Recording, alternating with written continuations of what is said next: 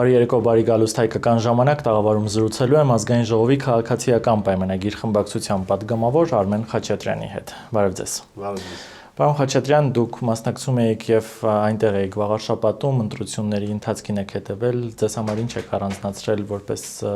եթե փորձենք ամփոփել, հա, ինչ ունենք այնտեղ եւ ինչպես անցան ընտրությունները։ Ընտրությունները անցան շատ լավ, ազատ եւ արդար, ժողովրդավարական սկզբունքներին համապատասխան ժողովրդավարության եւ իհարկե օրենքի տարին համապատասխան եւ ես այստեղ կհիշեի Ալեն Սիմոնյանի խոսքերը, որ ասում է միակ հաղթումը նա եղել, որ մեր տեխնացուն Արգիշտի Մեխակյանը ճանապարհը անցել է չսահմանված վայրում։ Ճիշտ է, դա կատակ է, բայց պետք է ասեմ, որ այո, շատ բարձր մակարդակով անցան այդ ընտրությունները, թեև շատ սուր եւ թեժ ընտրապայքար էր ընթանում ի սկզբանե, բայց արդյունքները գոհացուցիչ են մեր համար։ Պարոն Խաչատրյան, վերջին օրերին շատ են քննարկումները, հայտարարությունները, որ վաղարշաբաթի ընտրությունների արդյունքները 2026 թվականի խորհրդանական ընտրությունների արտացոլանքն են։ Ձեր իշխանությունն ասում է, որ ջախջախել են վաղարշաբաթում Սերժ Սարգսյանականներին, Քոչարյանականներին, Վանեցյանի թիմակիցներին։ Դուք որքանով եք ճիշտ համարում այս մեկ համայնքի արդյունքը տարածել ամբողջ հանրապետության արդյունքի վրա։ Ընդհանրապես տեղական ինքնակառավարման մարմինների ընտրությունները տարբերվում են համապետական խորհրդարանական ընտրություններից եւ իրենք ավելի սուր են անցնում եւ իշխանությունները այստեղ առավելությունները գրեթե չեն ունենում այս պայմաններում։ Առավելությունները շատ ավելի քիչ են, քան համապետական ընտրությունների ժամանակ։ Երբ որ ասում են, որ սա արտացոլանքն է 26 թվականի ընտրություններին, իհարկե մի էական մասով, այո, արտացոլանք է, բայց ամբողջությամբ ոչ։ Ես պետք է ասեմ, որ 26 թվականի ընտրությունները ըստ իմ կանխատեսումների շատ ավելի բարձր ցուցանիշներ են լինելու, քան վաղարշաբաթի ընտրությունները։ Ես դրանում վստահություն ունեմ, որովհետև դա նաև պրակտիկան է միշտ ցույց տվել։ Ինչ հիմքով եք այդ վստահությունը։ Տեսեք, տեղական ինքնակառավարման մարմինների ընտրությունների ժամանակ մի շարք այդպիսի հանգամանքներ կան, որոնք չեն լինում համապետական ընտրությունների ժամանակ։ Այսինքն, եթե տեխնացուները շատ են լինում, նաև ընդդիմությունը հաճախ գնում է այդ մարտավարությանը, շատ տեխնացուներ են գրանցվում, ամեն մարդ իր բարեկամին, դասարանցուն, ընկերոջը, ազգականին արդեն հավաքագրելով, թեև շեմը չեն հաղթահարում, բայց այդ ձայները փոշիացվում են։ Այն հույսով, որ վերջում կարող են մի քանի ուժ միավորվել եւ հաղթանակ տանել իշխանության ներկայացուցիչի հանդեպ։ Այս սցենարը միշտ գործում է, ինչպես դա եղավ Գյումրիում։ Հիմա տեսեք, տեղական ինքնակառավարման մարմինների ժամանակ մարդիկ այդքան չեն նայում, որ ուժի ներկայացուցիչն է։ Այո, նայում են, որոշները նայում են, բայց մարդը էլ չի նայում, ասում է մեր բակի էս ինչն է, բաջանաղիս աղբերն է, ես շատ գիտեմ ելով է, իրար հետ աշխատել ենք, իրար հետ դպրոց են գնացել, սենց կապվածությունները բնակավայրի հետ կապված բավականին մեծ են, ինչը արդեն ձայներ է փոշիացնում եւ ազդում է մի շարք հանգամանքների վրա։ Համապետական ընտրությունների ժամանակ արդեն մարդիկ հասկանում են, որ 5 տարվա համար իրենք ընտրում են այդ երկրի ապագան, ուղղությունները եւ մի շարք ավելի շատ լուրջ ռազմավարական ուղղություններ։ Եվ հետևաբար այս հանգամանքներից ելնելով ես գտնում եմ, որ ազգային ժողովի ընտրությունները շատ ավելի բարձր ցուցանիշներ են ունենալու մեր համար։ Պարոն Խաչատրյան, դուք վաղարշաբաթի ընտրությունների արդյունքները տեսնելով ինչպես եք պատկերացնում դրանից հետո իշխանություն եկեղեցի, ավելի ճիշտ իշխանություն կաթողիկոս հարաբերությունները, արդյոք սա ինչ որ բան կփոխի էջմիածնում, վարչապետն էլ հայտարարեց, մեջբերեմ ձեր ընտրությամբ կարևոր լիցք տվեցիք մեր սրբության սրբոցը Մայրաթոր Սուրբ Էջմիածինը Կտրիչ Ներսիսյանից ազատելու գործընթացին, մեջբերման ավարտը։ Դուք ինչ կասեք այս մասով։ Ամբողջությամբ համաձայն եմ վարչապետի դիրքորոշման հետ, տեսեք, եկեղեցու հետ կապված այս խնդիրները, խնդիրները, այս կազուսը շատ ավելի սուր ընկալում են վաղարշաբաթցիները, էջմիածինցիները։ Դա բնական է, որտեղ այնտեղ ապրում են, ամեն օր շփվում են, ամեն օր տեսնում են այդ եկեղեցին եւ հոգեվորականները շատ ավելի մեծ է իրենց կապվածությունը եկեղեցու հետ, հետեւաբար ընկալումները շատ ավելի սուր են եւ արձագանքն է բնականաբար շատ ավելի սուր է վաղարշաբաթում։ Եվ եթե վաղարշաբաթում մենք քաղաքացիական պայմանագիր կուսակցությունը հաղթանակ է տարել, դրանով նաև դրսևորվում է ժողովրդի վերաբերմունքը եկեղեցու հետ կապված խնդրին։ Եթե ժողովուրդը համերաշխ չլիներ, որ մեր սրբության սրբոցը պետք է ազատագրվի, պետք է այնտեղ կեղծիքի հիման վրա ստեղծված այդ իշխանությունը հեռանա եւ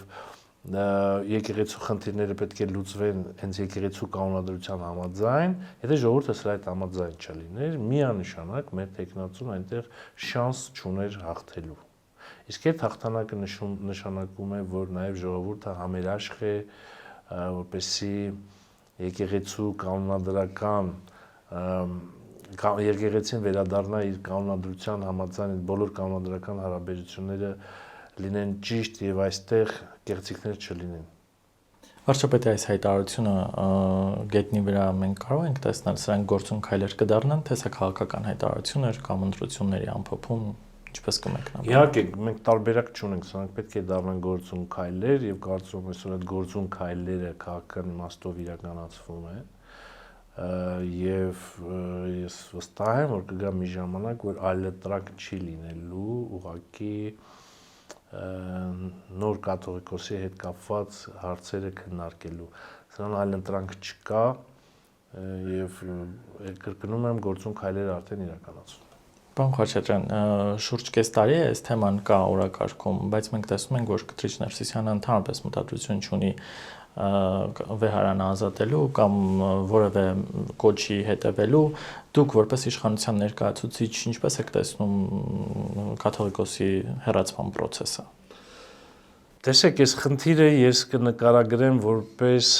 հայ առաքելական Սուրբ Եկեղեցու հետևորդ եւ ոչ թե որպես քաղաքական գործիչ եւ որպես իրավաբան, ինչպես եմ նայում այդ խնդրին։ Տեսեք, 99 թվականին ազգային եկեղեցական ժողովի կողմից ընտրվել է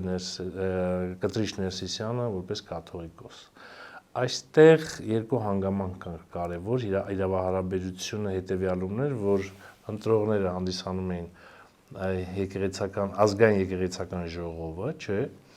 եւ կանոնադրությամբ սահմանված է, թե ովքեր են այդ ժողովի անդամները, ովքեր կարող են ընտրել կաթողիկոս, հստակ պայմաններ կան, եւ դա համահայկական ամբողջ հայությանը կենտրոնացնող նաեւ իր մեջ ներառող ժողով է, որտեղ այնտեղ կան եւ աշխարհիկ եւ հոգեվոր դասի ներկայացուցիչներ եւ սփյուռքից ներկայացուցիչներ։ Հիմա տեսեք, եւ տեխնացուն, ով պետք է լինի տեխնացու կաթողիկոսին։ Եկեղեցական կանոնադրությամբ հստակ սահմանված է, որ կաթողիկոսի տեխնացուն կարող է լինել միայն 35 եւ բարձր տարիք ունեցող եպիսկոպոսը, բարձր հոգեվորական կրթություն ունեցող, ազգությամբ հայ առաքելական եկեղեցու մկրտված, ծմահ ամուրի անձը։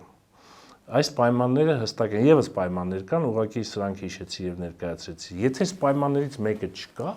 հետեւաբար անձը չի կարող լինել կաթողիկոսի տեխնացու։ Հիմա տեսեք, պատկերացրեք, որ բարձում է, որ կաթողիկոսի տեխնացուն հայ չէ,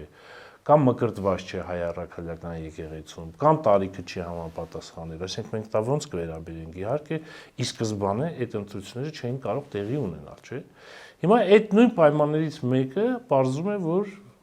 չկա, այսինքն ծմահ ամուրիության պայմանը չկա։ Մարդը ունի երեխաներ, կուսակրթության պահանջը խախտված է, ունի երեխա կամ երեխաներ եւ ամուսնացած է եղել այդ պահին, երբ որ ինքը դարձել է կաթողիկոս։ Երբ որ իրավունքի տեսանկյունից ենք նայում այս ամենից, արդեն պարզվում է, որ այդ ընտրության արդյունքները առ ոչինչ են, այսինքն ի սկզբանե այդ իրավահարաբերությունները չեն ծագել, ի սկզբանե այդ մարդը կաթողիկոս չի կարող լինել։ Առոչինչության ինստիտուտն է այստեղ գործում, այսինքն մենք ոչ թե պետք է մտածենք, որ մի օր պաշտոնաթողության հետ կապված հարաբերություններ առաջանան, չգիտեմ, կարգալույծ են անում, ոնց են անում կամ հեռացումը ոնց են կազմակերպում, ինչպես է դա իրենց կանոնադրությամբ իրականացվում, այլ ի սկզբանե սուբյեկտը տեխնացուն չի եղել։ որին պետք է ընտրեին կաթողիկոս, որովհետև այդ սուբյեկտին վերագրվող պարտադիր պահանջներից մեկը բացակայել է։ Հետևաբար այդ ընտրությունների արդյունքները 99 թվականին առ ոչինչ են։ Ուղղակի պետք է մի օր ազգային եկեղեցական ժողովը ճանաչի այդ առ ոչինչությունը, փաստի, որ այո, դա առ ոչինչ է եղել, այլ տարբերակ էլ չկա։ Եթե այդ խոսակցությունը բացվի, այդ քննարկումը բացվի, առաջին հարցը դա է լինելու։ Արդյոք նա ամուսնացած է եղել թե ոչ, սա մեկ, ծմահ ամուրիության պայմանը պահել է թե ոչ, եթե ոչ, պարզվի, որ ոչ, սա նշանակում է, որ ինքը թեկնածու չի եղել։ Այսինքն այդ ընտրությունների արդյունքները առ ոչինչ են։ Հիմա ինչ անենք մենք։ Ես վերանում եմ որպես քաղաքական գործիչ լինելուց, որպես հայ մարդ, որպես հավատավոր, հիմա ինչ անենք, հանդուրժենք այդ առ ոչինչությունը եւ անցնենք առաջ, լինենք անտարբեր մեր սրբության սրբոցի նկատմամբ, եկեղեցու նկատմամբ եւ այդպես ապրենք, ոնց կարող ենք ապրել։ Մեր ընտանիքներն է մեր սրբության սրբոցն է, չէ՞։ Մենք կարող ենք մեր ընտանիքներում հանդուրժել կեղծիքի, սուտի հիման վրա, չեղածի հիման վրա կառուցված ինչ-որ իրավահարաբերություն, իհարկե ոչ, չենք կարող։ Նույն կերպ կներեք եկեղեցին է մեր սրբության սրբոցը, հետևաբար եւ իշխանությունը, եւ հայ ժողովուրդը ընդհանրապես, եւ Հայաստանի Հանրապետության բնակչությունը, եւ հավատավորները հարցի նկատմամբ չեն կարող անտարբեր անցնել։ Իսկ որպես հավատքով մարդ պետք է ասեմ, որ անտարբերությունը արդեն այս հարցում եւ մի շարք այլ հարցերում արդեն մեղք է։ Այսինքն իշխանությունը սպասում է այդ ժողովին որևէ անելիք չունի այս դեպքում մենք տեսնում ենք որ կաթողիկոսը որևէ գործում քայլ չի անում։ Ես կարծում եմ սա իմ մտքերն են եւ կարծում եմ ամեն դեպքում իրավական գործընթացներ են տեղի ունենում եկեղեցու ներսում, իրավական գործընթացներ համապատասխան եկեղեցական կանոնադրության, այլ տարբերակ չկա, բայց երբ որ այս գործընթացները սկսվեն, հարցը առաջի հարցն սա է լինելու։ Արդյոք Կտրիչ Ներսիսյանը եղել է թեկնածու, արդյոք նա սուբյեկտ է եղել, որը կարող էր ընտրվել եւ դառնալ կաթողիկոս։ Եվ եթե պարզվի, որ նա խախտել է այդ պայմանը եւ ամուրի չի եղել, հետեւաբար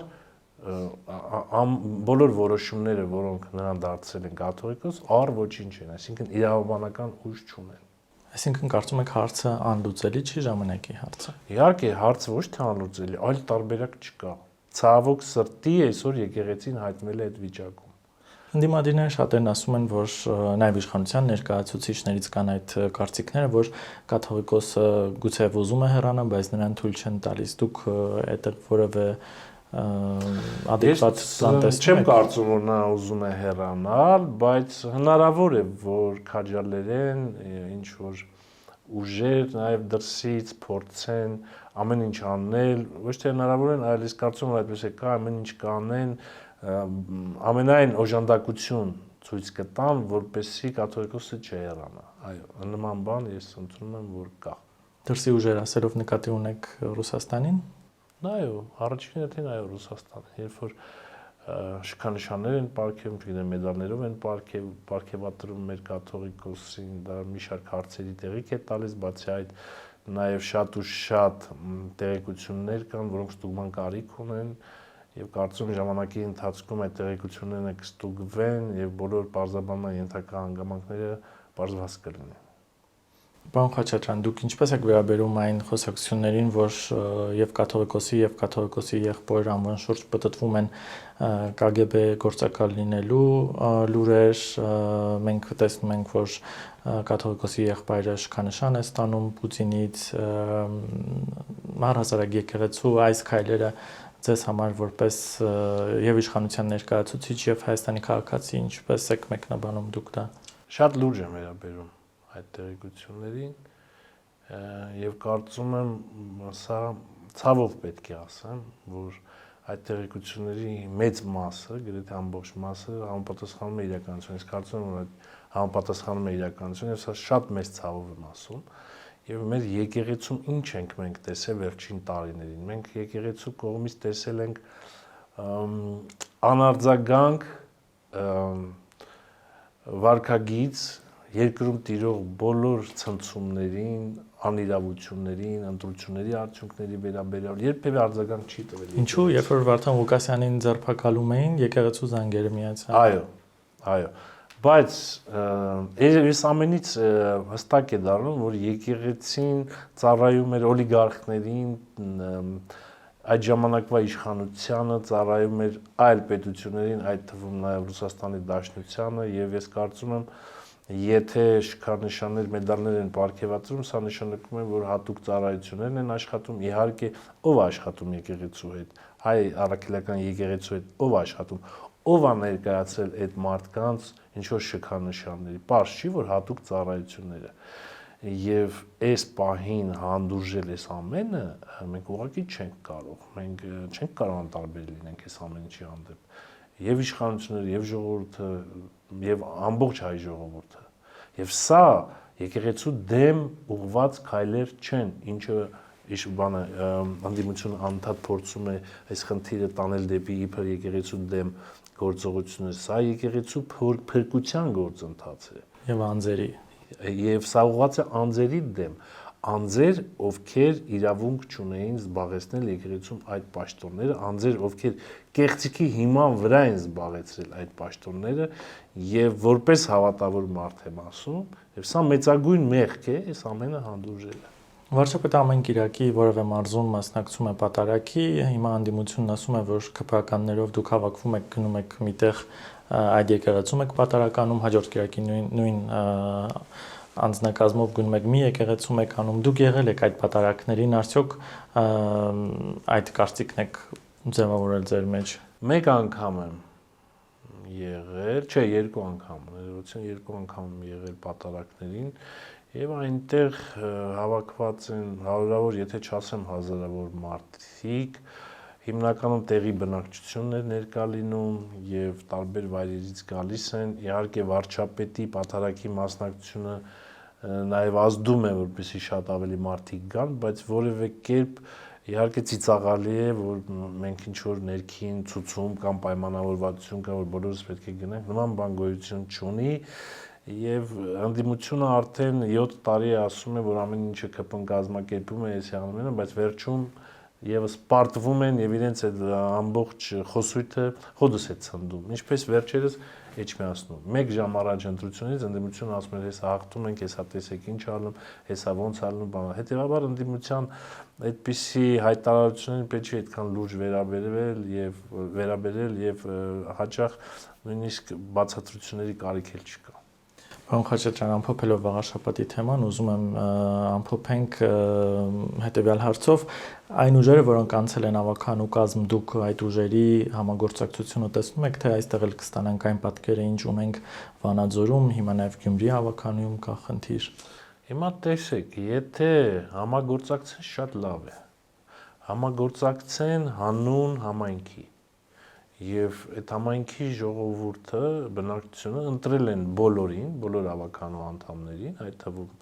այսօրվա իշխանական եւ այսօրվա անդիմադիր, որպեսզի այդ մարդիկ աշխատեն հանուն համայնքի շահերի եւ հանուն պետության։ Եթե նրանք կզլանան եւ ինչպես հաճախ է լինում տարբեր համայնքներում հանուն համայնքի աշխատեն եւ այլ, ամեն դեպքում Արգիշտի Մեխակյանը եւ իր թիմը, իր ավականների թիմը իզորու է կայացնել ցանկացած որոշումներ, որովհետեւ բացարձակ մեծամասնություն են եւ իրենց փորձերը հնարավորինս խանգարեն ինչ-որ խոչընդոտներ հանդիսանալ, ուղղակի որևէ արդյունք չեն տալու եւ կարծում եմ, որ դա անիմաստ վարքագիծ կլինի։ Վարչապետը վերջերս ազգային ժողովից հայտարարեց, որ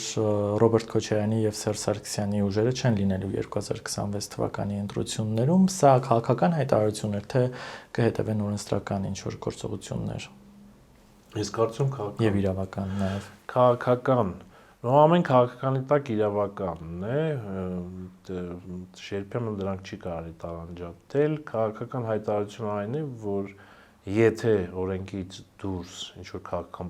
պրոցեսներ սկսվեն իշխանությունը զավթելու կամ չգիտեմ ինչ անելու, իհարկե իրավական հետևանքներ են վրա հասնում եւ այդ ամեն ինչը իրավական կարգավորումներով է լուծում ստանում։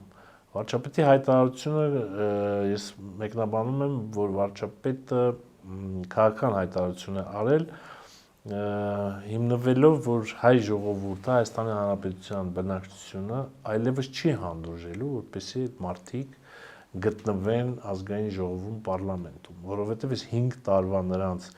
դրսևորումները, նրանց աշխատանքը, ճակերտներում ասեց, մեր ժողովուրդը տեսել է եւ իհարկե որոշակի վերլուծություններ է արել եւ այս ընդդիմությունը որևէ, ես պետք է ասեմ 5 տարվա մեջ որևէ բանով չփորձեց սատար կանգնել այս պետականաշինությանը, այս երկրի զարգացմանը։ Հակառակը ամեն կերպ փորձում էր տորպեդահարել, խոչընդոտել երկրի զարգացումը, ճանապարհների բացումը, խաղաղության կնքումը, բոլոր ռազմավարական մեր հասած նպատակներին նրանք դեմ են եղել եւ ամեն ձև փորձել են տորպեդահարել։ Եվ իհարկե մենք էլ ենք ուզում, որպեսզի լինի շատ կառուցողական ընդդիմություն, թեև թող սուր ընդդիմություն լինի, բայց ընդդիմությունը, եթե լավ ընդդիմություն չունեցանք մենք, նաև իշխանություններն են երբեմն դեգեներացվում, երբ որ ընդդիմությունը լավը չի։ Մենք ուզում ենք ընդդիմություն, որը անընդհատ կհետևի իշխանության գործողություններին եւ կմասնակցի այս երկրի կառուցմանն ու բարգավաճմանն եւ ոչ թե ամեն կերպ կձգտի խոչընդոտել այս երկրի զարգացումը։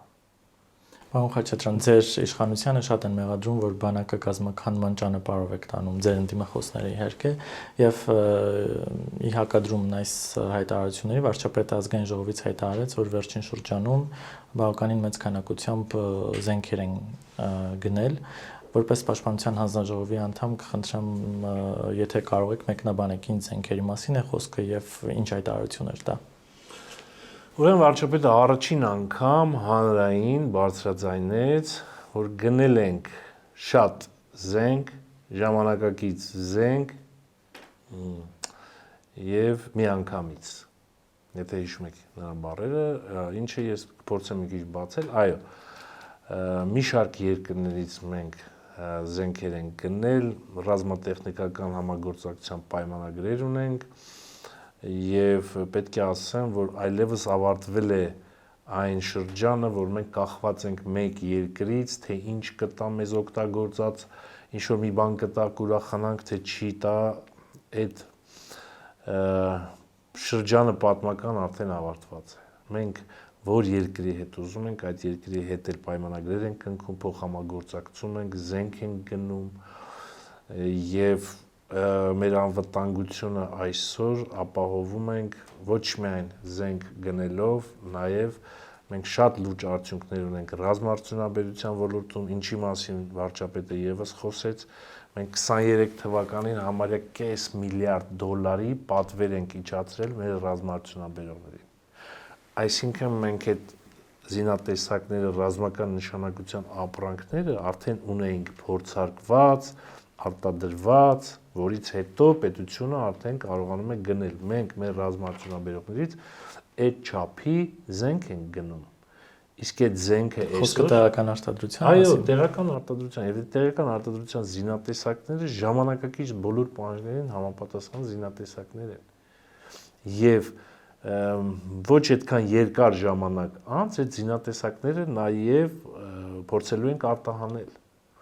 Եվ այնպիսի որակի զինատեսակներ ունենք, որոնց հեռանկարները արտահանումը շատ մեծ են եւ հետաքրքրվածությունը շատ ու շատ երկրների կողմից շատ մեծ է։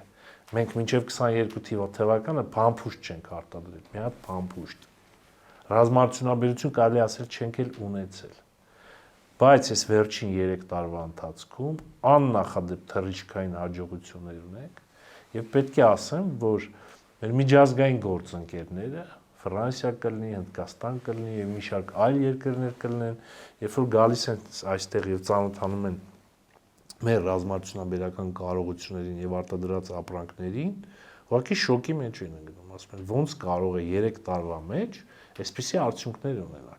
Չեն հավատում, իրենց թվում է ունեցել ենք ժամանակին ցույց չենք տվել։ Շատերը չեն հավատում, բայց Փառք Աստծո, փաստը կայանում է նրանում, որ ինժեներիան Հայաստանում շատ արագ զարգանում է, որ կառավարությունը կանգնած է այդ ինժեներիայի կողքին, եւ մենք եւս 2-3 տարի անց ունենալու ենք շատ ավելի լուրջ արդյունքներ, այս թափով եթե շարունակվի, կրկին էլի ֆինանսավորվի, էլի պատվերներ իջացվի եւ կրկնում եմ, մենք մի քանի տարի անց տարբեր երկրների բանակներում, զինված ուժերում զինատեսակներ ենք տեսնելու, ես համոզված եմ դրանում, Made in Armenia նշումով։ Պարոն Խաչատրյան, մի կողմից Հայաստանը պատրաստվում է խաղաղության գործընթացին, մյուս կողմից դուք ասում եք, որ մենք աննախադեպ քանակի զենք ենք առել։ Տեսեք, խաղաղությունը երկու պարտադիր բաղադրիչ ունի։ Այդ բաղադրիչներից մեկի բացակայության դեպքում խաղաղություն չի կարող լինել։ Համար առաջի բաղադրիչ հարևանների եւ բոլոր երկրների հետ հնարավորինս բարեդրացիական հարաբերությունների ստեղծում, գոնե կառավարելի հարաբերությունների ստեղծում, հատկապես հարևանների հետ։ Պատերազմին նպաստող, առաջացնող պայմանների ու պատճառների վերացում բոլոր պետությունների հետ, կոնֆլիկտային իրավիճակների ծնող պայմանների վերացում։ Այսինքն խաղաղության միտված հարաբերությունների ստեղծում բոլոր պետությունների հետ, հատկապես հարևանների հետ, ինչը այսօր Հայաստանի Հանրապետությունը մեծ հաջողությամբ իրականացրել է։ Եվ երկրորդ պայման, սեփական երկիրը պաշտպանելու ունակություն։ Եթե մենք այս պայմաններից մեկը չունենանք, խաղաղություն չի լինելու։ Ինչքան էլ մենք բարեդրացիական հարաբերություններ ունենանք, փորձենք ունենալ տարբեր երկրների եւ այլն։ Եթե այդ երկրները բոլորը չէ որ ժողովրդավար երկրներ են կամ չգիտեմ ինչ, իսկ եթե ժողովրդավար չեն, ուրեմն երաշխավորված չէ թե որը ինչ կարող են մտածել ու անեն, եթե գտնեն որ Հայաստանի հետ ավելի լավ է պատերազմել, քան բանակցել, նա ավելի էժան է նստում ու հեշտ է, իհարկե կպատերազմեն։ Դրա համար Հայաստանը պետք է ունենա սեփական երկիրը պաշտպանելու ունակություն։ Եվ հակառակը, եթե մենք նույնիսկ ամբողջ ազգով զինվենք, ունենանք ամենալավ զինատեսակները, միլիտարիզացվի ամբողջ հասարակությունը, բայց հարաբերությունները չկառուցենք մեր հարևանների ու ամբողջ աշխարհի հետ, միևնույն է խաղաղություն չի լինելու։ Պատերազմը անընդհատ լինելու է եւ մի օր հաստատ պարտվելու է, որովհետեւ 3 միլիոն բնակչությամբ այս տարածաշրջանում այդ միլիտարիստական քաղաքականություն վարելը կոնկրետ կործանման քաղաքականություն է, ինչը որ ժամանակի մենք բոլորիս ուղեղում դա է եղել։ Հասնենք Սասուն, մտնենք Վան, այնտեղից չգիտեմ ուր եւ այլ եւ այլ։ Հիմա ենք հասկացել, որ որտեղ ենք, ինչ ենք, մենք ով ենք եւ ինչ կարող ենք անել։ Այս երկու բաղադրիչը պետք է ունենանք։ Հետևաբար մեր կառավարությունը վերջին իր կառավարման շրջանում աննախադեպ ծավալի աշխատանքներ է իրականացրել եւ ես այսօր կարող եմ ասել, որ մեր բանակը այսօր աննախադեպ զինատեսակ հնարավորություններ ունի, այսպես ասեմ, հնարավորություն, որը երբեք չի ունեցել եւ այդ մասին չենք էլ մտածել, որ կարող է նույնիսկ այդպիսի բան մենք ունենայինք։ Եվ պետք է ասեմ, որ այս ուղղությամբ աշխատանքները նույն տեմպով շարունակվում են։ Մեր բանակը այլ երկրներում գործելու որևէ նպատակ չունի։ Մեր բանակի միակ նպատակը մեր ինքնիշխանության եւ սահմանների ամբողջականության, տարածքային ամբողջականության ապահովումն է ու վերջ։ Բայց մենք պետք է իզորուր լինենք, դա անենք շատ բարձր մակարդակով, ինչը նույնիսկ այսօրվա դրությամբ արդեն կարող ենք անել, բայց կրկնում եմ, շատ կարճ ժամանակ անց մենք ունենալու ենք պաշտպանության բնագավառում լուրջ հաջողություններ եւ կարող ենք մի օր փաստել, որ մեր բանակը արդեն իզորու է ամբողջությամբ ապահովել մեր երկրի անվտանգությունը։ Եվ եւս մեկ թեմա, որի մասին կուզեմ խոսել, պարոն Խաչատրյան, քանի որ Պաշտպանության հանձնաժողովն եք ներկայացնում ազգային ժողովում, պարտադիր ժամկետային զինծառայության այդ ժամկետը կրճատելը ինչ արձագանքներ է բերել ձեզ, ունեք արդյոք արձագանքներ եւ ծնողներից եւ զինծառայողներից, ինչ ունեք այդտեղ։ Սկզբից անդրադառնամ ընդդիմության արձագանքին, երբ որ այս թեման շրջանառվեց,